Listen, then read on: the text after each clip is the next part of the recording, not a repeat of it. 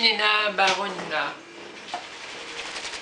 un extraterrestre, la planète Zata, femelle, qui a eu un enfant avec les Esténiens, des êtres les plus avancés, la 30e dimension de Kata, dans la 4e, 5e galaxie, ou 2e, 3e. Ce que j'expliquais, c'est que on peut produire par un accélérateur de particules, petits traits en miniature, on peut produire, extirper toutes les particules, les plus petites, qu'il n'y ait plus aucune particule, par l'accélération des particules, par des bobines électromagnétiques, puis tout ça, pour accélérer. Puis il faut que ça soit refroidi. Puis à partir de tout ça, on contracte par des méthodes, c'est pas en refroidissant, c'est pas en réchauffant. Il faut trouver des méthodes pour contracter le vide qui reste. En le contractant, arriver soit en descendant la température tellement basse, plus basse que le plus bas que vous êtes capable d'aller, par des processus d'inversion, par exemple, de la chaleur nucléaire.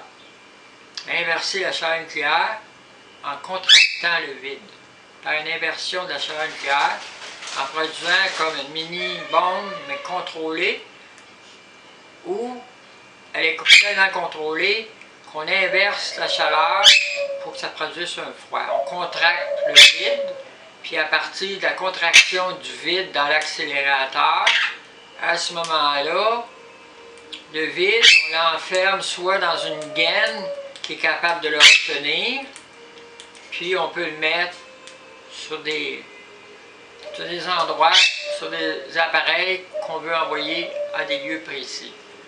Ou encore l'envoyer sous forme électromagnétique, mais ça c'est encore plus compliqué. Mais l'envoyer dans une gaine, ça se fait très bien.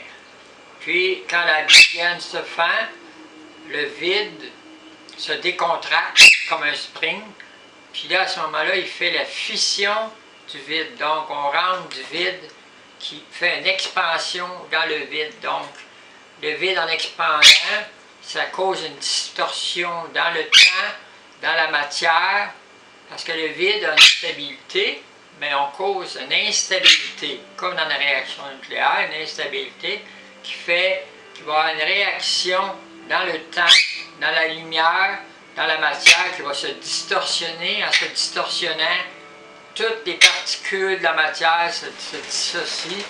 C'est une charge, ça produit à ce moment-là dans la distorsion, une libération d'énergie dans tout ce qui se distorsionne, la lumière et tout. C'est pire que l'empire des bombes qui peut exister. Donc ça, puis ça peut aller en réaction exponentielle très loin. On peut même faire disparaître des systèmes solaires puis des galaxies comme ça parce que ces réactions exponentielles tellement, une puissance tellement grande que ça détruit tout en peu de temps. Alors, c'est des bombes, c'est pas des bombes, c'est comme des bombes, mais c'est la fission du vide. Donc, faire fissionner le vide, c'est le même principe que la fission nucléaire. On rentre une particule qui déstabilise, tout ça. Les bombes d'hydrogène, il y a d'autres choses aussi.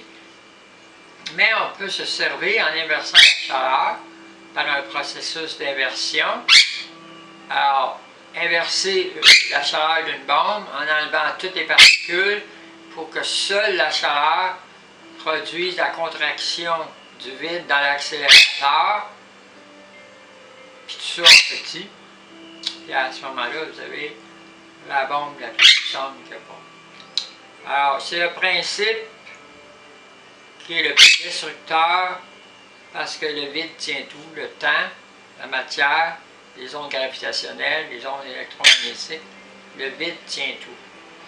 Quand on touche le vide, il n'y a pas plus puissant que ça.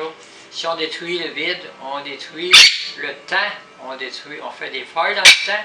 Puis à ce moment-là aussi, on peut faire entrer de la distorsion de d'autres dimensions qui tiennent d'autres genres de monde. Fait que là, il peut y avoir des mondes en dehors qui rentrent dans le monde ici, puis là, ça crée des distorsions dans la matière, avec des matières de d'autres.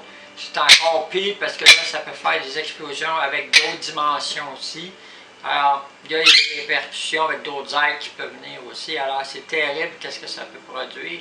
Ça peut produire des choses les plus atroces qu'il n'y a pas.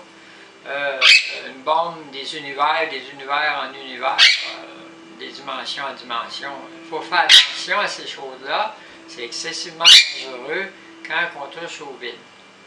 En enlevant toutes les particules, il n'y a plus rien dedans, puis on le contracte, on l'envoie comme un spring. Il expand, en expandant, tout revoit. Mais c'est plus que ça, il produit, il fait un trou dans le vide. En faisant un trou dans le vide se déplace, ça fait une libération d'énergie extrême. Une distorsion dans tout le reste, le temps, la lumière, la matière et tout. Alors, je ne parle pas de réacteur nucléaire, mais d'accélérateur de particules très petits, puis contracter le vide, puis l'envoyer. Puis là, à ce moment-là, vous faites exploser tout.